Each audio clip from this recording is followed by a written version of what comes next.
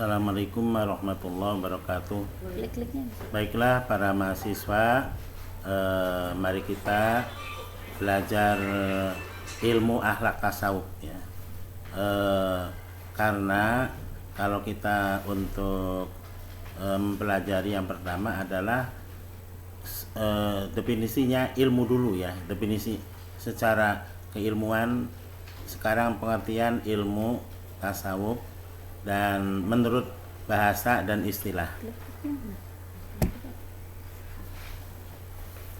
Nah, ini menurut tasawuf menurut lughat atau menurut bahasa. Nah, ini ada Barmawi Umari mengatakan bahwa belum ada yang menggoyahkan pendapat yang mengatakan bahwa tasawuf itu berasal dari wazan atau timbangan tasawwapa ya tasawwapu tasawupan, dengan timbangan yaitu tasawuf ya tasawwapa ya tasawwapa ya tasawupan. Nah, yang lebih Barmawi lebih lanjut menegaskan bahwa tasawuf dapat berkonotasi makna dengan tasawwapar rojulu, artinya seorang laki-laki telah bertasawuf. Nah, ini pengertian tasawuf secara istilah. Ada beberapa pendapat atau para ahli. Ilmu tasawuf ialah ilmu yang mempelajari usaha membersihkan diri, berjuang memerangi hawa nafsu, mencari jalan kesucian dengan makrifat menuju keabadian, saling mengingatkan antara manusia secara berpegang teguh pada janji Allah dan mengikuti syariat Rasulullah dalam mendekatkan diri dan mencapai keridhoannya. Selanjutnya, kita mengamalkan tasawuf itu ada dasar-dasarnya. Dasar pengamalan tasawuf itu adalah Al-Quran dan hadis Nabi ya. Nah, itu ya landasan Al-Quran antara lain berbicara tentang tasawuf ya, tentang misalkan tentang mahabbah ya. Mahabbah itu cinta kepada Allah Subhanahu wa taala. Qul in kuntum tuhibbunallaha yuhibbukumullah wa yaghfir lakum dzunubakum ya.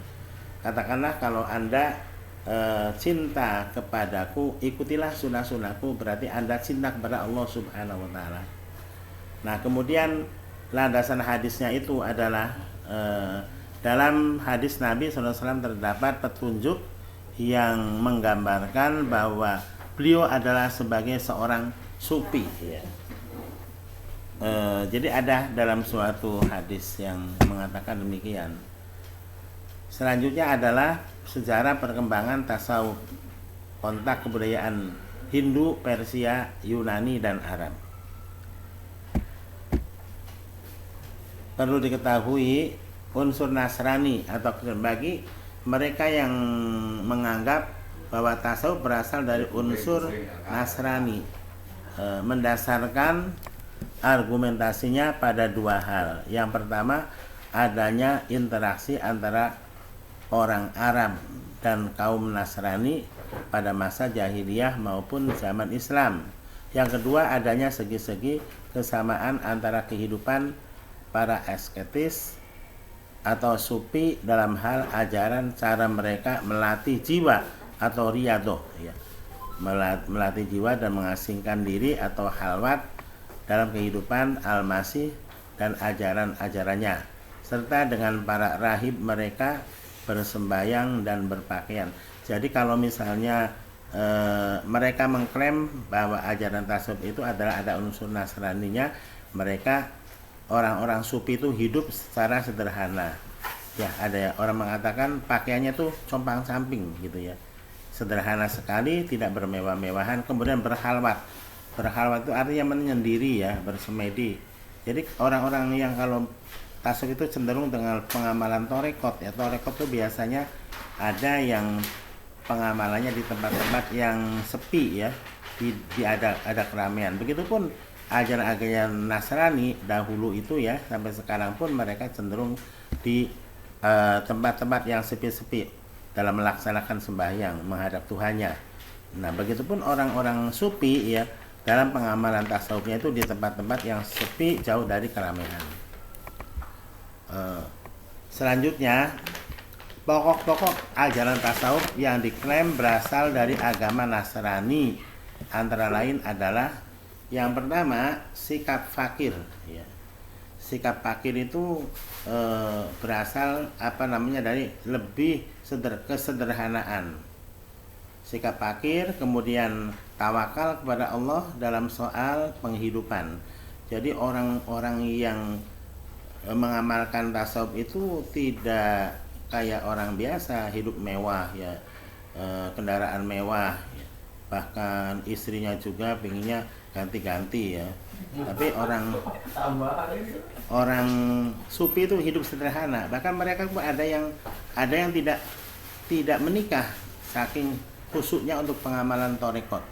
Jadi menyerupai Nasrani. Oleh karena itu banyak yang mereka juga yang tidak menikah ya. Nah, ini ya yang selanjutnya peranan syekh yang menyerupai pendeta ya. Syekh atau orang yang mengijazai ilmu tarekat ya. Mereka itu dikatakan juga boleh dikatakan seorang yang menyerupai pendeta ya. Banyak mereka yang tidak menikah ya. Selibasi dan penyaksian. Penyaksian itu kalau kita dalam ilmu tasawuf ada istilahnya syariat, hakikat, tarekat, makrifat ya. Nah, ketika yang tinggi makrifat itu melihat Allah SWT dengan mata hati ya, itu adalah menyerupai dengan agama atau menyerupai dengan pengamalan seorang pendeta ya.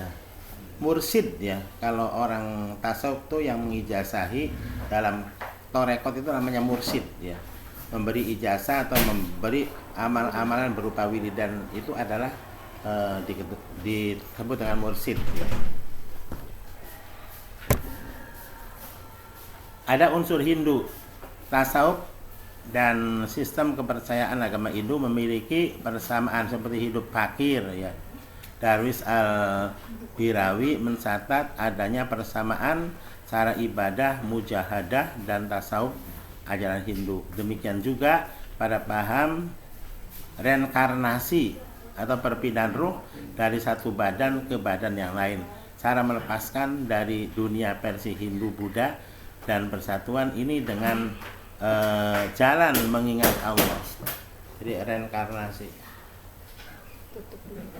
Udahlah, jadi demikianlah tentang tasawuf ya.